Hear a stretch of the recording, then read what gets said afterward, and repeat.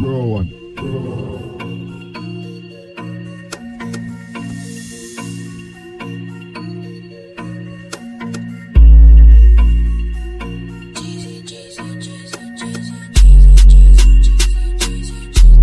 a talk about Jeezy Sports. Tune in for the offline tour. Like and subscribe some more. Rick Jackson, Brian and Randy Savage. Me a talk about Jeezy Sports. Tune in for the offline tour. Like and subscribe some more. Rick Jackson, Brian and Randy Savage. Me a talk about Jeezy Sports. Yeah, check out the Hey stage. guy, Shout out to hey. the sports education. And again we're back. Jackson Brian Randy Savage. Another episode of GZ Sports. Sorry we weren't here last week, but we're back again. Vamos. Sav. What's up, man? How you been? How was life? Yeah, you know what life is lifing right now. Yeah, last week we had other engagements, so the show had to be postponed. But yeah, we're back today. Hopefully tomorrow again. This time we're live for the first time in a good while. But yeah, you know. But you know, as we're always back to speak sports and everything. We could talk about NBA playoffs, which I really don't want to get into right now. Could speak about the Champions League, but we're gonna speak a bit more diplomatic. I'm gonna speak more about the sale of Manchester United, and as reported off of Mike Keegan today, in no uncertain terms, he says that Sir Jim Ratcliffe, the British billionaire, is currently in the lead, in pole position to get the club, albeit his offer is less in monetary value. Sheikh Jazim Al Thani has bid around 5.4 or so billion, or 5.2, for 100% of the club, while Sir Jim Ratcliffe has bid in and around the region of 4.5 billion for just 50%, while also keeping the Glazers in charge. Sav, you have always, you've been a business mind more than me, since we've known each other. Who do you think actually does have the upper hand? And you have to take it from a greed standpoint with the Glazers as well. Who do you think is it? Alright, well, thank you for that little build up there, Jackson. As it relates to the sale of Manchester United Football Club, it's still up in arms. I've seen many reports, I've seen people say that Sir Jim Ratcliffe is actually in the pole position to sign. What we have to remember is that he actually wants 69% of the shares, which is exactly the same amount that the Glazers hold, being majority shareholders. Now the issue with it all, right, is not only one of a monetary point of view. You also have to look at it as a demand sort of point of view. The demand for the Manchester United brand. And who is the demand? Who are the people that demand the brand? It's the supporters and the fans. If the fans don't get the supply that they're seeking, then how are they going to match their man? You know, it's simple economics. The supply curve has to meet the demand curve, and in this case, the suppliers, being Manchester United, need to supply the quality, need to supply the people that the demanders, which are the supporters, want. And at this point, the general consensus is for Qatar. The general consensus is for Al Thani, because I have not met a single Manchester United fan, not online, not in person, that actually wants Sir Jim Ratcliffe at the club. So Jim Ratcliffe has to also think about it. Yeah, and why do you think that is? Why do you think that is? Because of just the terms of the agreement. The terms of the agreement, what Al Thani is promising is what we have been starved of for many years. We were promised upgrading facilities. As you know, Cristiano Ronaldo, when leaving, he criticized the facilities, stating that they were exactly the same as when he left in 2011, I believe, or 2009, I don't remember exactly. But you understand, that's the issue with Manchester United. We as the fans wanted to hear certain things, and Al Thani came out and told us exactly what we wanted to hear. He's just like a politician. The way he worded everything is exactly what we, the people, wanted to hear. And Jim Ratcliffe did not say that. They want, just for inference, right? Al Thani,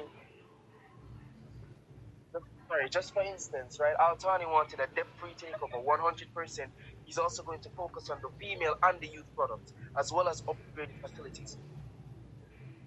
Ratcliffe can't do that. Ratcliffe only has promised a big transfer budget. He hasn't promised anything else, and I think that's the reason why no one wants Ratcliffe. The money should not be the sole drive here. It should also be what the fans want, and that's the reason.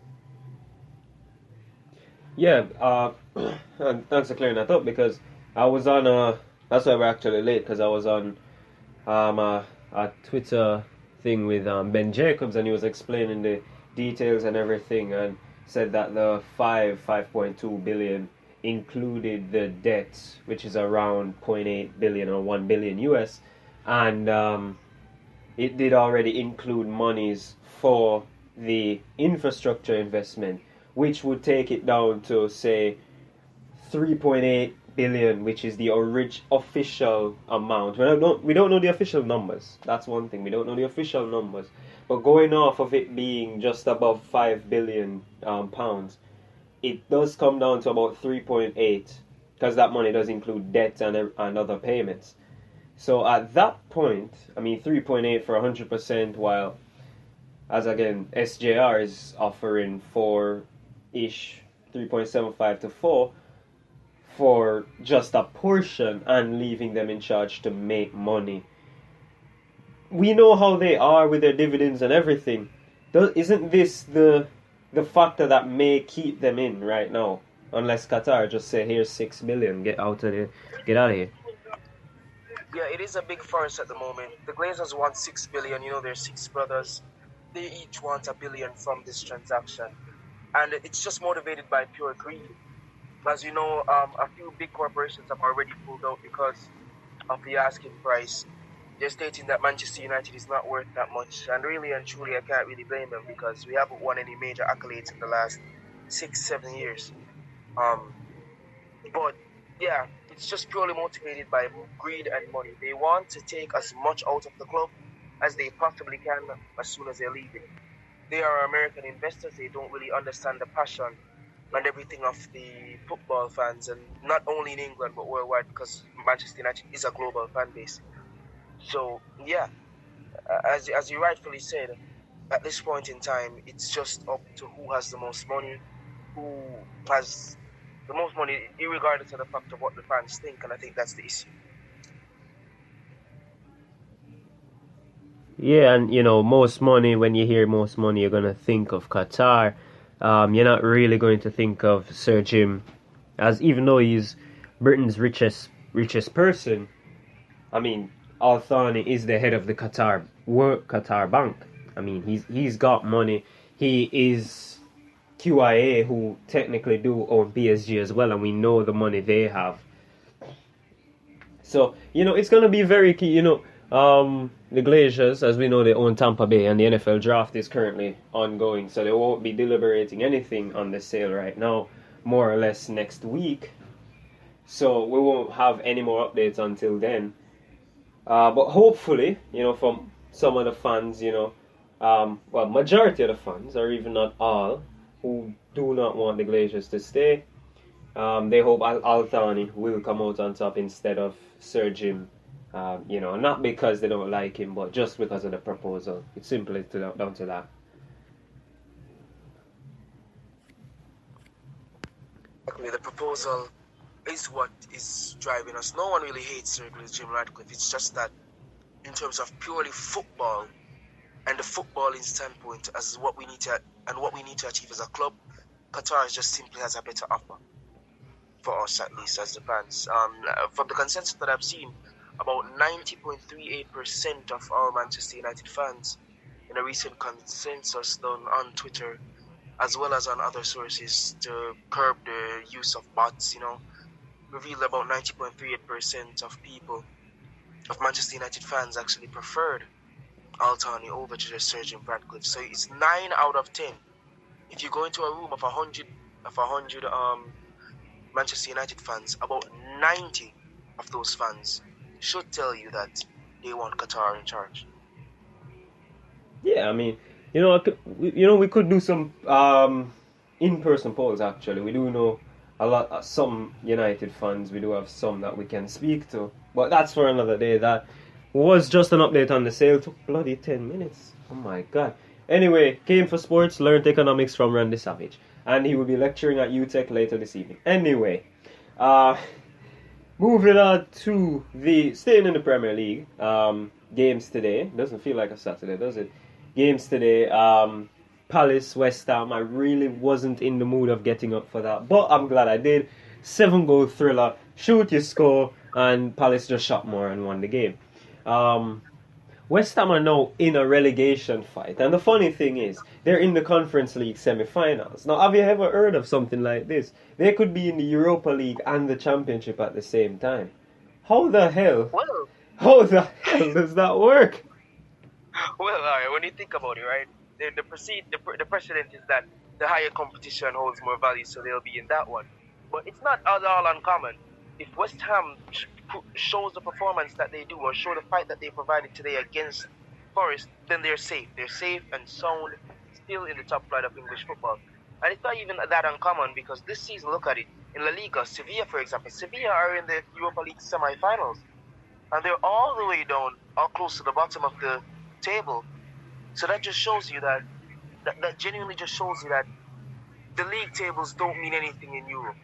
A team could be at the top in their league, Barcelona for example, and absolutely tank. And then there could be other teams that are lower in the league and doing well. So really and truly, West Ham, I don't think they'll get relegated. They're in a really good position. They have the fight, they have the quality players, you know. All that needs to be worked on is just their defense. Because as you've seen, today wasn't exactly the best. But really and truly, they're safe in my opinion. Yeah, I also think they'll be safe, but it's just really weird, especially with everything going on. I mean, Forest, you brought them up. Forest could have won the game. They ended up losing due to Ivan Toney's brilliance and Renan Lodi being absolute shit. I don't know who that was in the wall for Forest as well, but he shouldn't be a professional footballer if he's going to move out of the wall when a free kick is being taken. And that eventually had it just squeezing in past Navas, who had a really good game today. 18th for Forest. We both predicted them to be relatively mid-table, near top half. Without getting a result today against Brentford from the position they were in, and I know you as a vivid Forest supporter or follower should know this, I know the next game for you guys is Southampton, but where else are you guys going to be picking up points, seeing as the other teams around you are getting credible draws and just trying to stay afloat? Well, it's a little bit difficult, right? Today I came into the match not expecting much, so when I saw that we were taking the lead through Danilo, I was chuffed. I actually logged out of the match as the 45th minute came, not seeing the goal unfortunately. But then I saw Tony and I saw that free kick and I was like, oh my god, we're going to shift this. And as soon as I said that, Josh Da Silva, oh my god, I don't even want to talk about him. He stepped up and he punished us today. We have a couple more matches left for the season. We have Southampton, as you said. I expect a win, to be honest. They haven't been that good. Chelsea, I expect a win, to be honest. They haven't been that good. Arsenal, I expect a draw, to be honest, because once again, they haven't been that good. I'm joking. Arsenal are going to beat us, but I still see room there. I still see matches there where we can find our way and claw our way out of the relegation zone. You know, beating Southampton may cement their downfall. Chelsea, they haven't scored a goal in the last 3 or 4 games. If they beat us by more than 1 goal, then we're just simply awful. So I expect from the next 4 games, we can pick up about 6 points. 6 points. So it's 2 wins in the next 4. And I hope that would be enough to keep Forest up. I hope and I pray. I pray that the other teams don't have as much fortune as us, to be honest. But let's see how it goes. Still have faith in Steve Cooper. Still have faith in the players. You know, we have some really good players. Morgan Gibbs White, we have Toffolo, we have Keylor Navas, as he said, on loan from Paris Saint-Germain.